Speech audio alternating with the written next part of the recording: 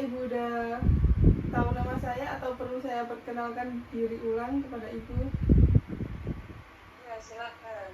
Baik, perkenalkan nama saya Dinda Zakia. Saya mahasiswa UM angkatan 2024 Prodi Bimbingan dan Konseling. Jadi gini Ibu, jadi saya tuh ada tugas UTS yang dimana tugas saya tuh harus mewawancarai pekerja di bidang.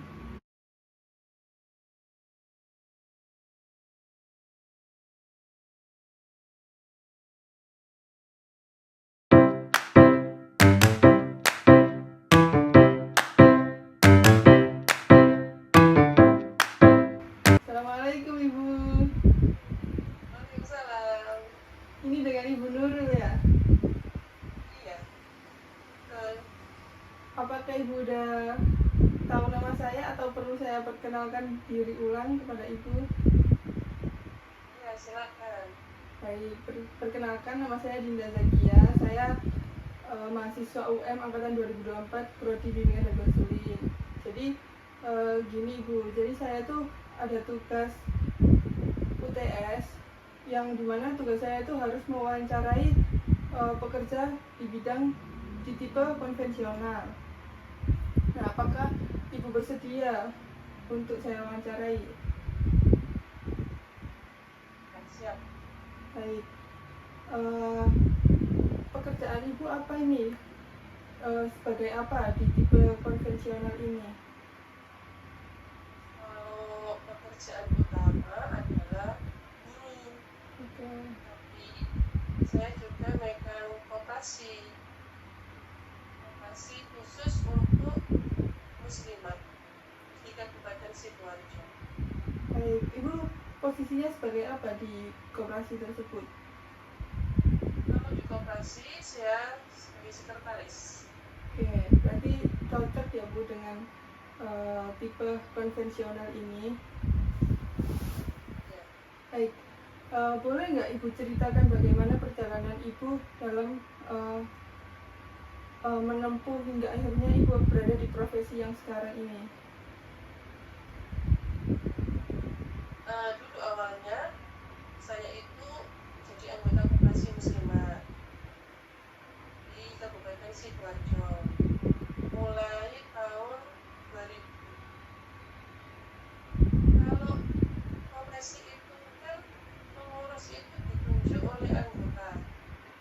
Mungkin karena saya sudah menjadi anggota lama dan basic saya adalah guru, saya ditunjuk jadi sekretaris. Walaupun latar belakang pendidikan saya tidak ada dari situ, tidak ada dari sekretaris itu, tidak ada sama sekali. Tapi di banyak organisasi saya itu posisinya sering di sekretaris. Itu Mbak Dina. Baik, berarti Ibu ini sebenarnya kalau dari latar belakang pendidikan tidak ada berbau dengan sekretaris ya? Jadi bisa dibilang di luar dari ekspektasi Ibu ya menjadi sekretaris ini? Bisa juga seperti itu. Tapi dulu waktu saya masih kecil, kalau ditanya itu cita-citanya apa? Kalau nggak jadi guru, saya jadi pegawai yang pakai sepatu, pegawai kantoran lah. Berarti lumayan relevan dengan ekspektasi Ibu waktu kecil lah ya berarti.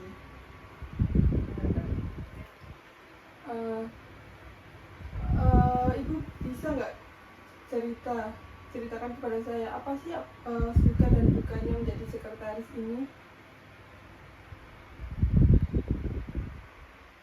Kalau sukanya, karena saya basicnya bukan orang administrasi, sukanya saya mendapat ilmu baru tentang administrasi. Walaupun sedikit banyak sudah berhubungan dengan kerjaan saya. Saya guru, tapi posisinya di kepala sekolah. Otomatis kan banyak administrasi juga. Walaupun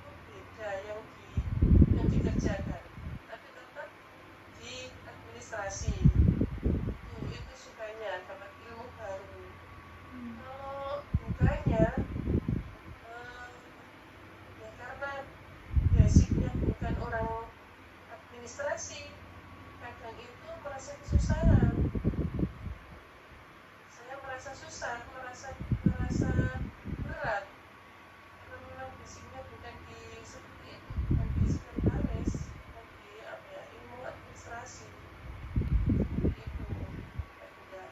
Lalu bagaimana cara Ibu mengatasi masalah-masalah tersebut seperti kesusahan dalam tentang administrasi itu? Biasanya bagaimana?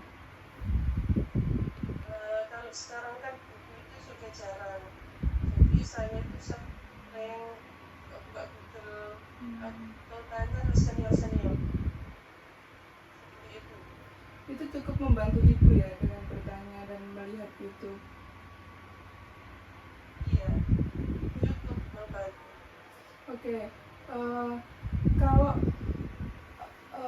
kompetisi atau kemampuan diri sendiri yang harus dipunya kalau ingin menjadi sekretaris itu apa menurut Ibu sendiri? Atau syarat menjadi sekretaris? Kalau menurut saya itu seorang sekretaris itu orangnya harus telaten. Ya, karena sekretaris itu kan sebagai roda kalau di organisasi. Kalau sekretarisnya sering mengingatkan ketua atau pengurus yang lain, insya Allah jalannya organisasi itu bagus. Misalnya kalau di vokasi kan ada bendahara, ada ketua, ada manajer. Nah, sekretaris itu harus sering mengingatkan kegiatannya ketua itu apa saja. Misalnya kalau di vokasi, kapan waktunya laporan tahunan, kapan membuat rencana kerja. Kadang kan ketua itu banyak juga yang dipikir. Biasanya tidak hanya vokasi yang dipegang, ada organisasi lain. Jadi sekretaris sering-sering mengingatkan supaya sampai jadwalnya itu sampai tidak terlaksana.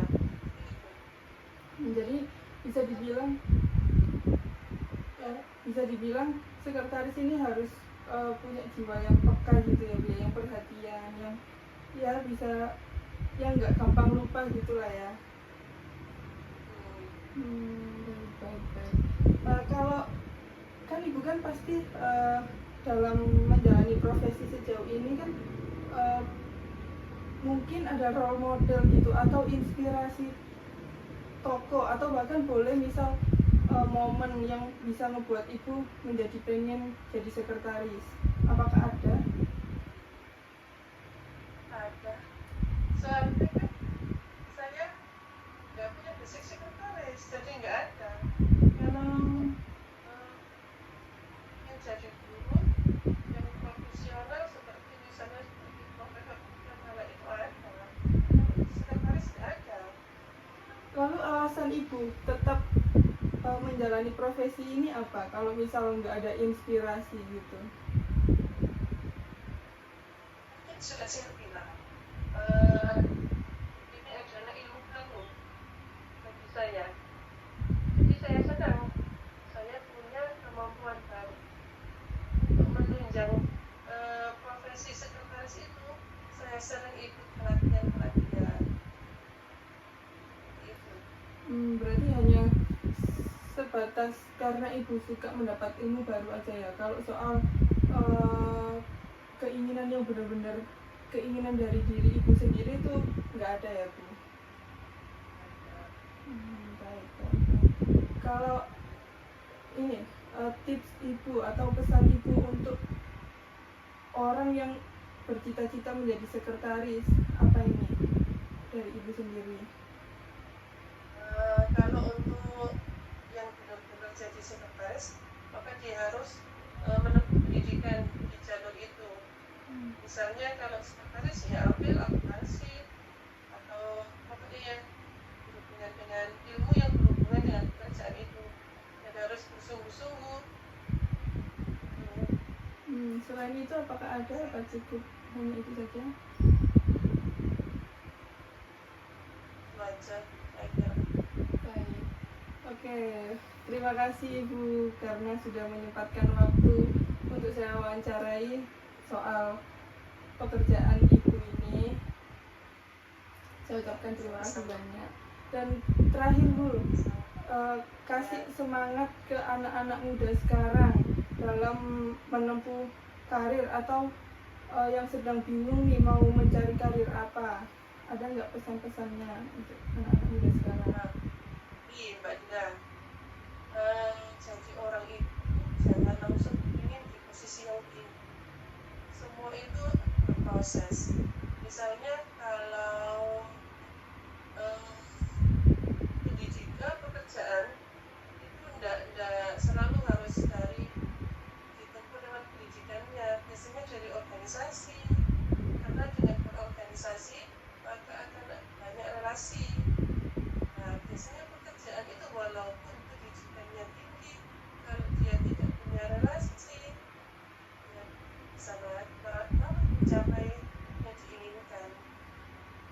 Yang utama itu adalah sosial, baru intelektualnya.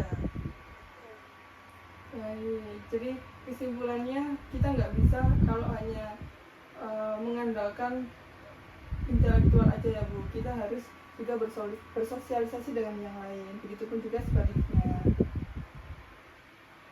Baik, terima kasih Ibu Nurul, ya Ibu Nurul atas waktunya.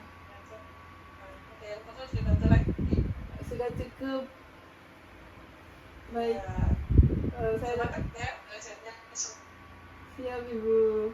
Baik, saya tutup pertemuan kita ya Bu. Ya, Saya ucapkan assalamualaikum. waalaikumsalam.